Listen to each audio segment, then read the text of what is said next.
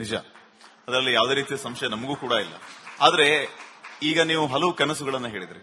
ಆ ಕನಸುಗಳ ವಿರುದ್ಧವಾಗಿ ನಾವು 10 ವರ್ಷದ ಒಂದು ಪ್ರಾಜೆಕ್ಟ್ ನ ರನ್ ಮಾಡ್ತೀವಿ ಅನ್ನುವಂಥ ಇಚ್ಛಾಶಕ್ತಿ ಆಗ್ಲಿ, ಪ್ಲಾನಿಂಗ್ ಆಗ್ಲಿ ನಮ್ಮ ವ್ಯವಸ್ಥೆಗಳಲ್ಲೇ ನಾವು ನೋಡ್ತಾ ಇಲ್ಲ. ಇದು ನಮ್ಮಲ್ಲಾಗಿರುವಂತ ಪ್ರಾಬ್ಲಮ್.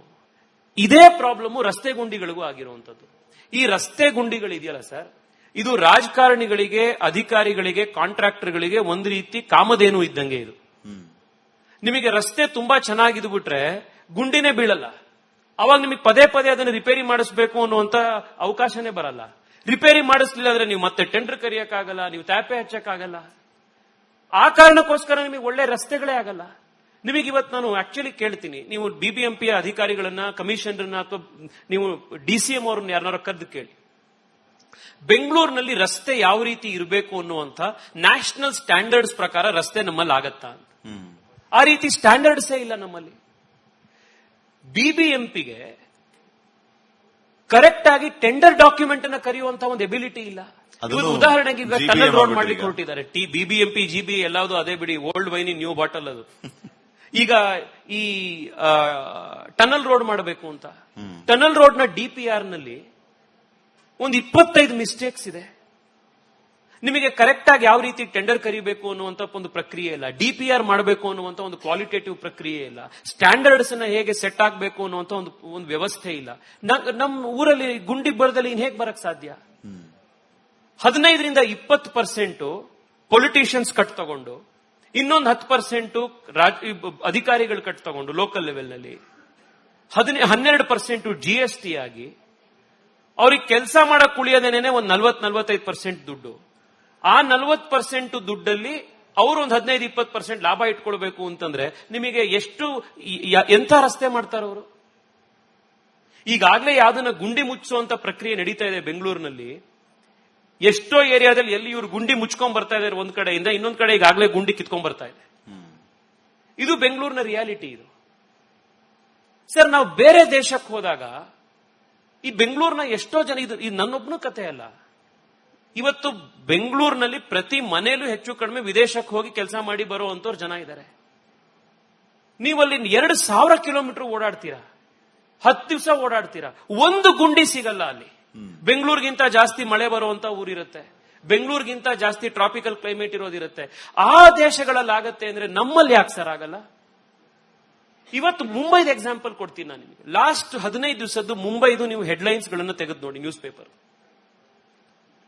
ನವಿ ಮುಂಬೈ ಇಂಟರ್ನ್ಯಾಷನಲ್ ಏರ್ಪೋರ್ಟ್ ಹೊಸದಾಗಿ ಪ್ರಾರಂಭ ಆಯಿತು. ವರ್ಷಕ್ಕೆ 90 ಮಿಲಿಯನ್ ಪ್ಯಾಸೆಂಜರ್ ಕೆಪಾಸಿಟಿ ಇರುವಂತದ್ದು. First headline. 33 ಕಿಲೋಮೀಟರ್ದು ಆಕ್ವಾ ಲೈನ್, ಮೆಟ್ರೋ ಲೈನ್ ಪ್ರಾರಂಭ ಆಯಿತು. ಏರ್ಪೋರ್ಟ್ ಇಂದ ಕನೆಕ್ಟ್ ಮಾಡುವಂತದ್ದು, ಬೋರಿವಿಲಿ ಕನೆಕ್ಟ್ ಮಾಡುವಂತದ್ದು. ಕೋಸ್ಟಲ್ ರೋಡು, ಇನ್ನಿಗೆ ಬೇಕಾಗುವಂತ ಸಮುದ್ರನ ಮತ್ತೆ ನವಿ ಮುಂಬೈ ಕನೆಕ್ಟ್ ಮಾಡುವಂತ ಬ್ರಿಡ್ಜ್, ಸೇತುವೆಗಳು. ಈ ದೊಡ್ಡ ಇನ್ಫ್ರಾಸ್ಟ್ರಕ್ಚರ್ ರೆವಲ್ಯೂಷನ್ ನಾವು ಬೆಂಗಳೂರಿನಲ್ಲಿ, ಮುಂಬೈನಲ್ಲಿ ನೋಡ್ತಾ ಇದ್ದೀವಿ.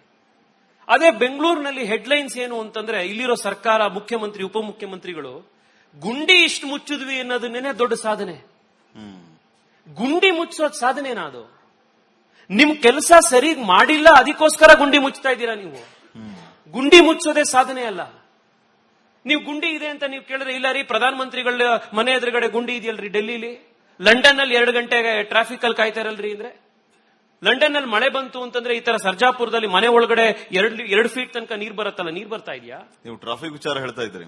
ಮೊನ್ನೆ ಪ್ರಿಯಾಂಕ್ ಖರ್ಗೆ ಅವರು ಹೇಳ್ತಾ ಇದ್ರು, ಬೆಂಗಳೂರಲ್ಲಿ ಟ್ರಾಫಿಕ್ ಸಿಕ್ಕಾಪಟ್ಟೆ ಜಾಸ್ತಿ ಆಗ್ತದೆ, ಇದಕ್ಕೆ ಏನು ವ್ಯವಸ್ಥೆನೆ ಮಾಡ್ತಾ ಇಲ್ಲ ಸರ್ಕಾರ ಅಂತಂದ್ರೆ, ಅರೆ ಟ್ರಾಫಿಕ್ ಜಾಸ್ತಿ ಆದ್ರೆ ಆಗ್ಲಿ ಬಿಡ್ರಿ, it's a sign of development ಅಂತ ಹೇಳ್ತಾರೆ. ನೋಡಿ, ಪ್ರಿಯಾಂಕ್ ಖರ್ಗೆ ಅವರು ಡೆವಲಪ್ಮೆಂಟ್ ನ ಬಗ್ಗೆ ಮಾತನಾಡೋದಕ್ಕೆ ಯಾವುದೇ ಅಧಿಕಾರ ಇಲ್ಲದಲೇ ಇರುವಂತವರು. ಅವರು, ಅವರ ಕುಟುಂಬ ಕಲಬುರ್ಗಿಯನ್ನ 70 ವರ್ಷ ಆಳ್ವಿಕೆ ಮಾಡಿ ಅಧಿಕಾರದಲ್ಲಿ ಇದ್ದು ಕೂಡ ಯಾವ ರೀತಿ ಇದೆ ಅಂತ ಆ ಭಾಗದವ್ರು ಒಂದ್ಸತಿ ನೋಡಿದ್ರೆ, ಪ್ರಿಯಾಂಕ್ ಖರ್ಗೆ ಅವರು ಡೆವಲಪ್ಮೆಂಟ್ ಬಗ್ಗೆ ಸರ್ಟಿಫಿಕೇಶನ್ ಕೊಡೋದು ಮಾತ್ರ ಯಾವ ರೀತಿ ಅನ್ನೋದು ಗೊತ್ತಾಗತ್ತೆ. ಅದಕ್ಕಿಂತ ದೊಡ್ಡ ಜೋಕ್ ಇಲ್ಲ. ಆದ್ರಿಂದ ಅದ್ರ ಬಗ್ಗೆ ನಾನು ಸೀರಿಯಸ್ ಆಗಿ ಹೇಳಕ್ ಹೋಗಲ್ಲ. ಟ್ರಾಫಿಕ್ ಎಲ್ಲ ಊರುಗಳಲ್ಲೂ ಟ್ರಾಫಿಕ್ ಇದೆ. ಬೆಂಗಳೂರಿನಲ್ಲಿ ಟ್ರಾಫಿಕ್ ಕಡಿಮೆ ಮಾಡಬೇಕು ಅಂತಂದ್ರೆ ಸರ್ಕಾರ ಮಾಡಬೇಕಾಗಿರೋದು ಏನು? ಟ್ರಾಫಿಕ್ ಸಮಸ್ಯೆ ಆಗೋದು ಯಾವಾಗ ಅಂತಂದ್ರೆ, ರಸ್ತೆಗಳಲ್ಲಿ ಪ್ರೈವೇಟ್ ವೆಹಿಕಲ್ಗಳ ಸಂಖ್ಯೆ ಜಾಸ್ತಿ ಇದ್ದು ಸಾರ್ವಜನಿಕರು ಅನಿವಾರ್ಯವಾಗಿ ಸಾರ್ವಜನಿಕರು ಪಬ್ಲಿಕ್ ಟ್ರಾನ್ಸ್ಪೋರ್ಟ್ ನಲ್ಲಿ ಓಡಾಡುವಂತ ವ್ಯವಸ್ಥೆ ಇಲ್ದಲೇ ಇದ್ದಾಗ ಟ್ರಾಫಿಕ್ ಜಾಸ್ತಿ ಆಗುತ್ತೆ. ಬೆಂಗಳೂರಿನಲ್ಲಿ ಸಮಸ್ಯೆ ಇರೋದು ಇದೇನೆ. ಬೆಂಗಳೂರಿನಲ್ಲಿ ಇವತ್ತು ವಾಸ್ತವವನ್ನ ನಾವು ನೆನೆಸ್ಕೊಂಡಾಗ ನಾವು ಅದನ್ನ ರೀಚ್ ಆಗ್ತೀವ ಅನ್ನುವಂತಹ ಸಂಶಯ ನಮ್ಮನ್ನ ಕಾಡ್ತಾ ಇದೆ. ಸದ್ಯ ಬೆಂಗಳೂರಿನಲ್ಲಿ ಈ ರೀತಿಯ ಪರಿಸ್ಥಿತಿ ನಿರ್ಮಾಣ ಆಗಿರೋದಕ್ಕೆ ಪ್ರಾಮಾಣಿಕವಾಗಿ ನಾವು ಮಾತಾಡ್ತಾ ಹೋದ್ರೆ ಯಾರು ಹೊಣೆ ಆಗ್ತಾರೆ? ಇಷ್ಟು ವರ್ಷಗಳ ಕಾಲ ಬೆಂಗಳೂರಿನ ಆಳಿರುವಂತಹ ಎಲ್ಲ ಸರ್ಕಾರಗಳು, ನಾನು ಪಕ್ಷಾತೀತವಾಗಿ ಹೇಳ್ತಾ ಇದ್ದೀನಿ, ಈ ಪ್ಲಾಟ್ಫಾರ್ಮ್ ನಲ್ಲಿ ನಾನು ಬಿಜೆಪಿಯವನಾಗಿ ಮಾತನಾಡ್ತಾ ಇಲ್ಲ, ಒಬ್ಬ ಬೆಂಗಳೂರಿನ ಯುವಕನಾಗಿ ನಾಗರಿಕನಾಗಿ ನಾನು ಮಾತನಾಡ್ತಾ ಇದ್ದೀನಿ.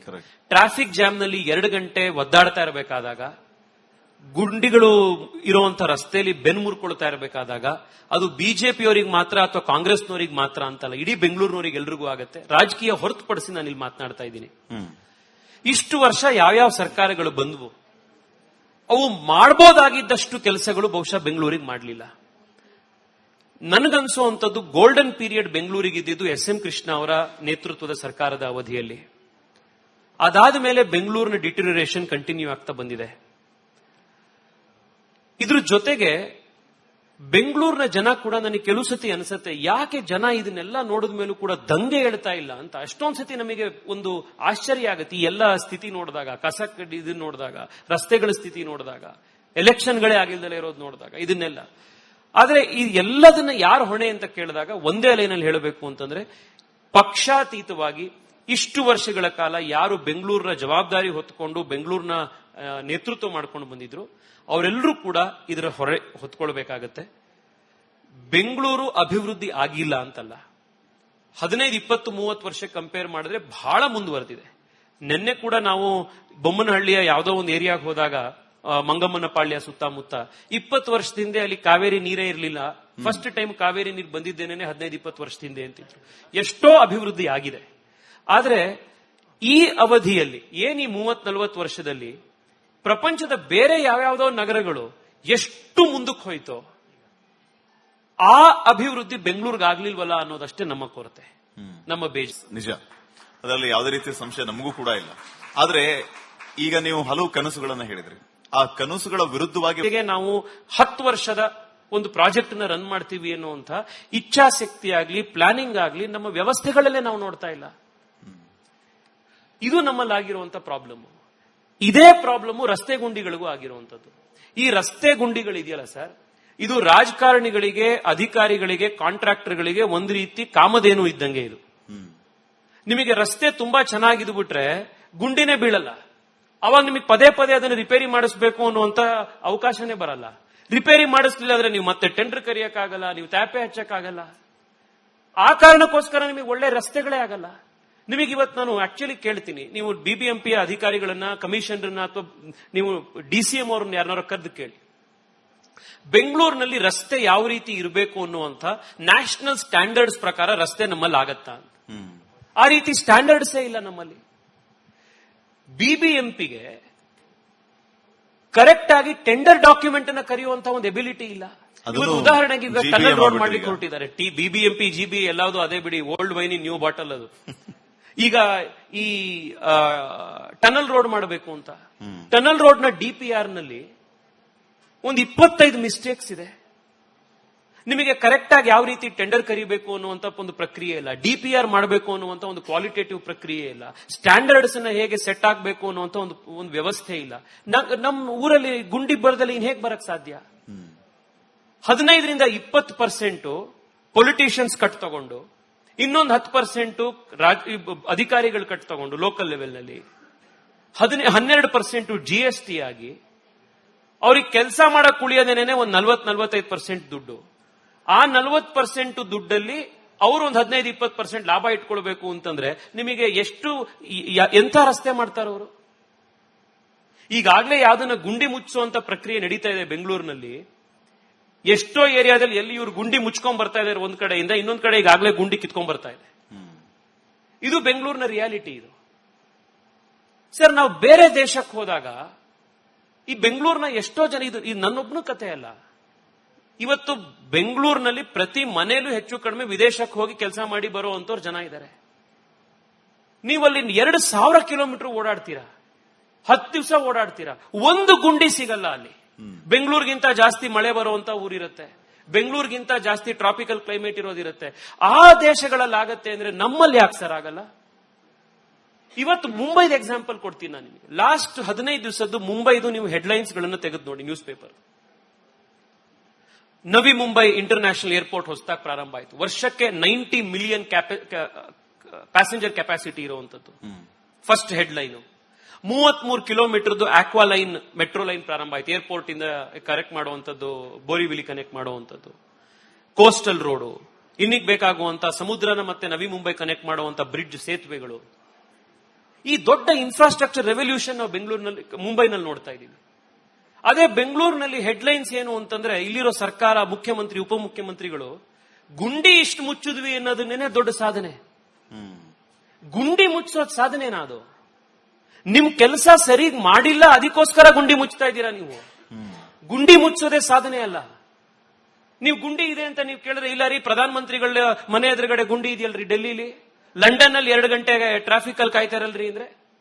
ಲಂಡನ್ ನಲ್ಲಿ ಮಳೆ ಬಂತು ಅಂತಂದ್ರೆ ಈ ತರ ಸರ್ಜಾಪುರದಲ್ಲಿ ಮನೆ ಒಳಗಡೆ 2 ಫೀಟ್ ತನಕ ನೀರ್ ಬರುತ್ತಲ್ಲ, ನೀರ್ ಬರ್ತಾ ಇದೆಯಾ? ನೀವು ಟ್ರಾಫಿಕ್ ವಿಚಾರ ಹೇಳ್ತಾ ಇದ್ರಿ. ಮೊನ್ನೆ ಪ್ರಿಯಾಂಕ್ ಖರ್ಗೆ ಅವರು ಹೇಳ್ತಾ ಇದ್ರು, ಬೆಂಗಳೂರಲ್ಲಿ ಟ್ರಾಫಿಕ್ ಸಿಕ್ಕಾಪಟ್ಟೆ ಜಾಸ್ತಿ ಆಗ್ತದೆ, ಇದಕ್ಕೆ ಏನು ವ್ಯವಸ್ಥೆನೆ ಮಾಡ್ತಾ ಇಲ್ಲ ಸರ್ಕಾರ ಅಂತಂದ್ರೆ, ಅರೆ ಟ್ರಾಫಿಕ್ ಜಾಸ್ತಿ ಆದ್ರೆ ಆಗ್ಲಿ ಬಿಡ್ರಿ, it's a sign of development ಅಂತ ಹೇಳ್ತಾರೆ. ನೋಡಿ, ಪ್ರಿಯಾಂಕ್ ಖರ್ಗೆ ಅವರು ಡೆವಲಪ್ಮೆಂಟ್ ನ ಬಗ್ಗೆ ಮಾತನಾಡೋದಕ್ಕೆ ಯಾವುದೇ ಅಧಿಕಾರ ಇಲ್ಲದೆ ಇರುವಂತವರು. ಅವರು, ಅವರ ಕುಟುಂಬ ಕಲಬುರ್ಗಿಯನ್ನ 70 ವರ್ಷ ಆಳ್ವಿಕೆ ಮಾಡಿ ಅಧಿಕಾರದಲ್ಲಿ ಇದ್ದು ಕೂಡ ಯಾವ ರೀತಿ ಇದೆ ಅಂತ ಆ ಭಾಗದವ್ರು ಒಂದ್ಸತಿ ನೋಡಿದ್ರೆ, ಪ್ರಿಯಾಂಕ್ ಖರ್ಗೆ ಅವರು ಡೆವಲಪ್ಮೆಂಟ್ ಬಗ್ಗೆ ಸರ್ಟಿಫಿಕೇಶನ್ ಕೊಡೋದು ಮಾತ್ರ ಯಾವ ರೀತಿ ಅನ್ನೋದು ಗೊತ್ತಾಗತ್ತೆ. ಅದೊಂದು, ಅದಕ್ಕಿಂತ ದೊಡ್ಡ ಜೋಕ್ ಇಲ್ಲ. ಆದ್ರಿಂದ ಅದ್ರ ಬಗ್ಗೆ ನಾನು ಸೀರಿಯಸ್ ಆಗಿ ಹೇಳಕ್ ಹೋಗಲ್ಲ. ಟ್ರಾಫಿಕ್ ಎಲ್ಲ ಊರುಗಳಲ್ಲೂ ಟ್ರಾಫಿಕ್ ಇದೆ. ಬೆಂಗಳೂರಿನಲ್ಲಿ ಟ್ರಾಫಿಕ್ ಕಡಿಮೆ ಮಾಡಬೇಕು ಅಂತಂದ್ರೆ ಸರ್ಕಾರ ಮಾಡಬೇಕಾಗಿರೋದು ಏನು? ಟ್ರಾಫಿಕ್ ಸಮಸ್ಯೆ ಆಗೋದು ಯಾವಾಗ ಅಂತಂದ್ರೆ, ರಸ್ತೆಗಳಲ್ಲಿ ವೆಹಿಕಲ್ಗಳ, ಪ್ರೈವೇಟ್ ವೆಹಿಕಲ್ಗಳ ಸಂಖ್ಯೆ ಜಾಸ್ತಿ ಇದ್ದು ಸಾರ್ವಜನಿಕರು ಅನಿವಾರ್ಯವಾಗಿ ಪಬ್ಲಿಕ್ ಟ್ರಾನ್ಸ್ಪೋರ್ಟ್ ನಲ್ಲಿ ಓಡಾಡುವಂತ ವ್ಯವಸ್ಥೆ ಇಲ್ದಲೇ ಇದ್ದಾಗ ಟ್ರಾಫಿಕ್ ಜಾಸ್ತಿ ಆಗುತ್ತೆ. ಬೆಂಗಳೂರಿನಲ್ಲಿ ಸಮಸ್ಯೆ ಇರೋದು ಇದೇನೆ. ಬೆಂಗಳೂರಿನಲ್ಲಿ ಇವತ್ತು ವಾಸ್ತವವನ್ನ ನಾವು ನೆನೆಸ್ಕೊಂಡಾಗ ನಾವು ಅದನ್ನ ರೀಚ್ ಆಗ್ತೀವ ಅನ್ನುವಂತಹ ಸಂಶಯ ನಮ್ಮನ್ನ ಕಾಡ್ತಾ ಇದೆ. ಸದ್ಯ ಬೆಂಗಳೂರಿನಲ್ಲಿ ಈ ರೀತಿಯ ಪರಿಸ್ಥಿತಿ ನಿರ್ಮಾಣ ಆಗಿರೋದಕ್ಕೆ ಪ್ರಾಮಾಣಿಕವಾಗಿ ನಾವು ಮಾತಾಡ್ತಾ ಹೋದ್ರೆ ಯಾರು ಹೊಣೆ ಆಗ್ತಾರೆ? ಇಷ್ಟು ವರ್ಷಗಳ ಕಾಲ ಬೆಂಗಳೂರಿನ ಆಳಿರುವಂತಹ ಎಲ್ಲ ಸರ್ಕಾರಗಳು, ನಾನು ಪಕ್ಷಾತೀತವಾಗಿ ಹೇಳ್ತಾ ಇದ್ದೀನಿ, ಈ ಪ್ಲಾಟ್ಫಾರ್ಮ್ ನಲ್ಲಿ ನಾನು ಬಿಜೆಪಿಯವನಾಗಿ ಮಾತನಾಡ್ತಾ ಇಲ್ಲ, ಒಬ್ಬ ಬೆಂಗಳೂರಿನ ಯುವಕನಾಗಿ, ನಾಗರಿಕನಾಗಿ ನಾನು ಮಾತನಾಡ್ತಾ ಇದ್ದೀನಿ.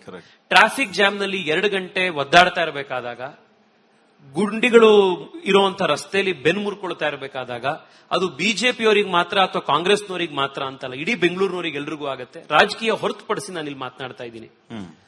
ಇಷ್ಟು ವರ್ಷ ಯಾವ್ಯಾವ ಸರ್ಕಾರಗಳು ಬಂದವು, ಅವು ಮಾಡಬಹುದಾಗಿದ್ದಷ್ಟು ಕೆಲಸಗಳು ಬಹುಶಃ ಬೆಂಗಳೂರಿಗೆ ಮಾಡಲಿಲ್ಲ. ನನಗನ್ಸುವಂಥದ್ದು ಗೋಲ್ಡನ್ ಪೀರಿಯಡ್ ಬೆಂಗಳೂರಿಗೆ ಇದ್ದಿದ್ದು ಎಸ್.ಎಂ. ಕೃಷ್ಣ ಅವರ ನೇತೃತ್ವದ ಸರ್ಕಾರದ ಅವಧಿಯಲ್ಲಿ. ಅದಾದ ಮೇಲೆ ಬೆಂಗಳೂರಿನ ಡಿಟರಿಯರೇಷನ್ ಕಂಟಿನ್ಯೂ ಆಗ್ತಾ ಬಂದಿದೆ.